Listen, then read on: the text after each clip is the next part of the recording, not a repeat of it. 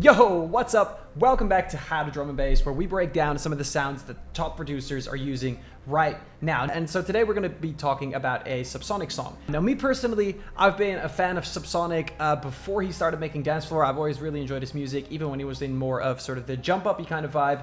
It's not jump-up, it's Dancefloor. As you may have noticed if you follow him, he's been moving a lot into the Dancefloor era, and he's been really rapidly progressing as a producer, which is really cool to see. And I feel like he's really getting close to sort of, you know, getting the kind of skills that the real legends like Dimension and like Subfocus and Culture Shock have, because he's seemingly is starting to really understand how to make proper Dancefloor. And one of the things about Dancefloor is actually sometimes the composition is very difficult, the mixing is very difficult, or at least very complicated, and there's a lot of sort of like hidden know-how in there, but the sounds themselves are quite easy. And today we're going to be looking at one of those sounds, and so that is the basically the square, the distorted square lead sound from Subsonic and Stealth song Take It All, which sounds a little something like this.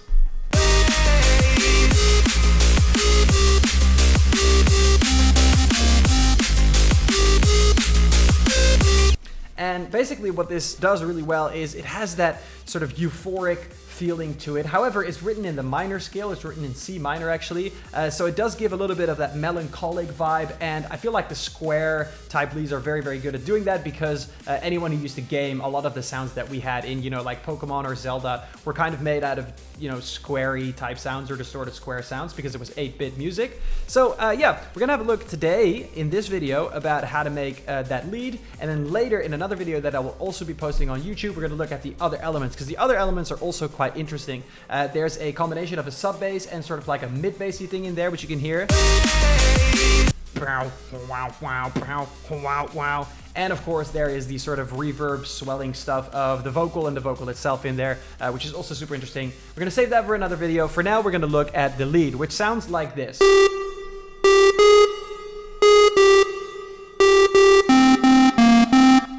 So if you want the notes to that to kind of like go along, and also if you want the free preset for this particular sound, then I'm going to include those below in the link for free, basically. However, if you like sounds like this and you like drum bass production, and you know, after watching this video you like my teaching style, then I would recommend you to have a quick look at the School of Drum and Bass, which I'll tell you a little bit about now.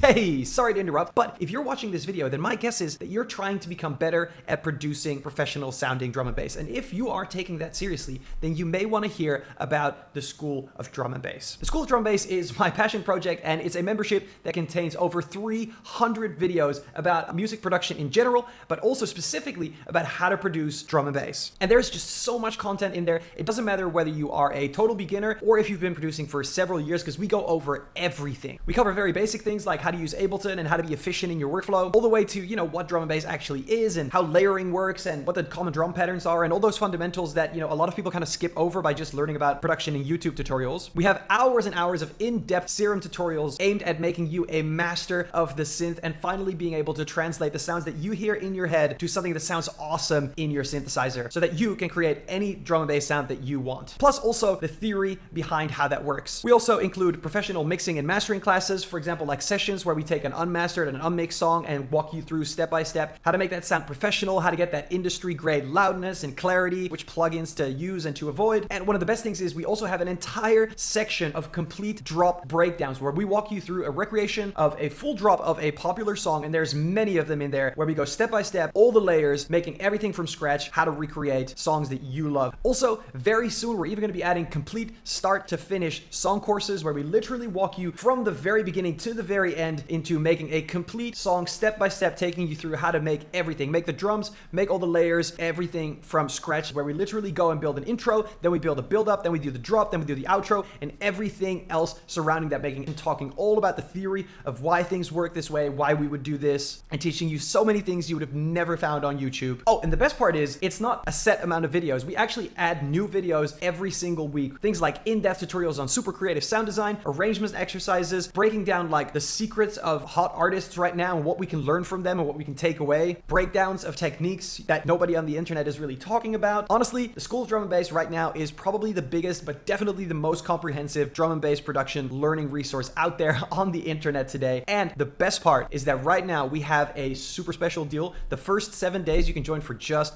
$1. British pound. 300 videos for just £1. You can cancel anytime. There's no strings attached. So if that sounds like you, and you may want to check that out, then go to the link in the description down here, or simply go to howtodrumandbass.com and make today the first day of your journey towards becoming a professional drum and bass producer. All right, now without further ado, let's move on with the rest of this video. Anyway, without further ado, let's go and recreate this from scratch. So I'm just gonna get a empty Serum patch right here. We've got the notes right here. Once again, you can download those for free if you really want. And immediately we're gonna go and get a square wave here. But actually, instead of having this one, what I wanna do is I wanna head into the analog shapes of the Serum 1 wavetables, and I wanna grab this basic MDC. And then if we move this wavetable position a little bit like this, we get something that is a little bit less of a square and a tiny little bit more of a sine. And I quite like that for this sound because we can do a little bit more with the distortion. So we're gonna do that because yeah, here it has some room, right, to be distorted. And then we're also gonna be adding a normal sine wave. That sine wave is going to be playing at a low octave,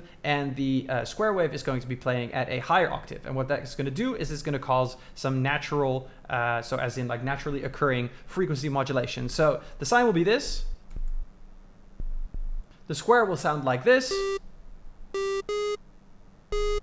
And then as something that we are going to use later, we're going to put a sine wave here, maybe at -2 octaves. And we might use that to do some frequency modulation extra on top of this square wave. But we'll have a look at that in just a second. That's just a cool little extra option.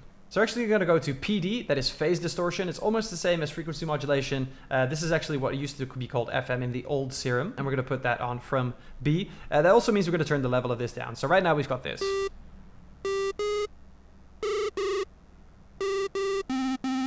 And the reason that we would use this is because it basically introduces a little bit of vibrato, which is interesting to add to make it sound even more sort of melancholic and sort of, you know, like from past, you know, gamer times type thing. We're going to turn that off for now. We're going to work on the rest of the sound. What I want to do immediately is in post-processing, I'm going to add a reverb here. I'm going to do that with a third-party reverb plugin because I feel like the one from Serum, I tried it, it doesn't really work that well. And we can actually definitely do with like a long tail and quite a bit of mix in here. And then we're going to go back and then we're going to shape the rest of the sound from that because we know we want that reverb anyway. We need sort of like to, you know, add the other things knowing that it's going to have that reverb tail. So we're going to go ahead and do exactly that. So first of all, let's make this even wider. This lead is going to be taking up basically, you know, the singing kind of stops and then has a little bit of paddy, you know, sort of repeating singing going on, but the lead is going to take that over. That means we want it to be big, so we're going to add a hyperdimension here. Maybe a little bit of dimension as well. Then of course we're going to be adding a little bit of chorus for pretty much the same reason. And you're always dialing back the mix of these just to not, you know, sort of overdo it. And then what I want to do is I want to go and distort this. I want this to have like a little bit of grit. So for that, we're going to grab something like the hard clip, but feel free to sort of mess around with what you think sounds good. And because we want to have it really be, you know, sort of like one of those classic, you know, 90s big lead sounds, we're also going to give it some delay. And actually, I just want to pick a factory preset here. Take the slap delay unlinked, which is just going to like kind of slap it back after it's played. So it's not really a proper like long delay, but it just gives it a bit more of a tail. It's almost like some extra reverb. And then we have a Hall reverb here, that is that realm. But we could also see if we could add multiple flavors of reverb to this. And that's something that is a bit of an underexplored thing, I feel, that people don't really talk about. But if you can blend different types of reverb well, it gives you an even more spacious and an even more juicy sort of sound.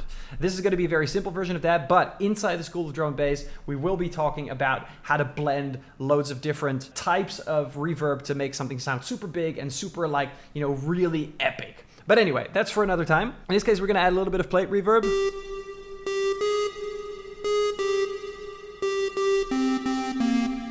I think that's starting to sound really, really nice. And then on top of that, you know, we always want to add something like an equalizer to see if there's any accentuation that we want to do. So let's add a little bell curve here.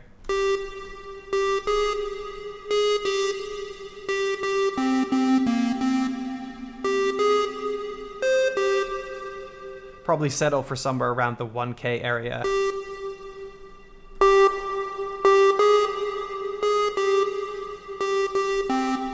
Now this is almost essentially actually the sound that we're looking for. We could exert a little bit more control over that by getting an LFO and putting something like that on the filter.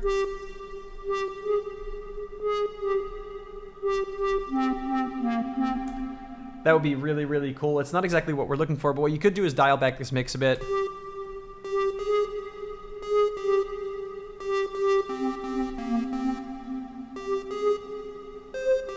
Just another cool thing that you can do. I think we're going to leave that for now, but what we do want to do is take, you know, maybe another LFO and just kind of put that on this level right here. And what I want to do is kind of create an intensifying volume so that it sort of, you know, troughs and peaks in the same note, so in the same like quarter note. And what you can hear now is going whap, whap, whap, rather than just, you know, having that immediate attack, which is just something I think sounds a little bit cool. And then now we've got this PD, right, this phase modulation.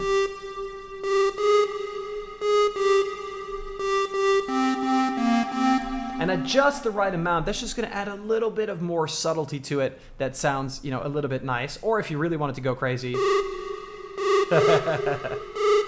which is obviously not what we're looking for. But if we, for example, turn this up a bit, we could get a lot more of that grit. And now it's going to be phase distortion, not so much as like a vibrato, but more like a, you know, actual PM. We can get all kinds of really interesting shit like that. For now, I think what we're going to do is we're just going to turn it down to -1 octave, because I think that's sort of what we want around here. And then what we're going to do for just a little bit more distortion is let's add a limiter after this realm, so that what we're going to do now with the clipping, I'm going to do a K clip on here. Once again, you can, you know, choose any clipper that you want.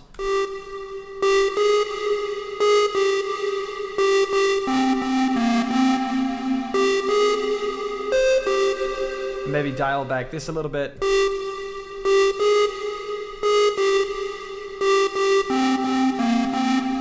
And there we have it. Look.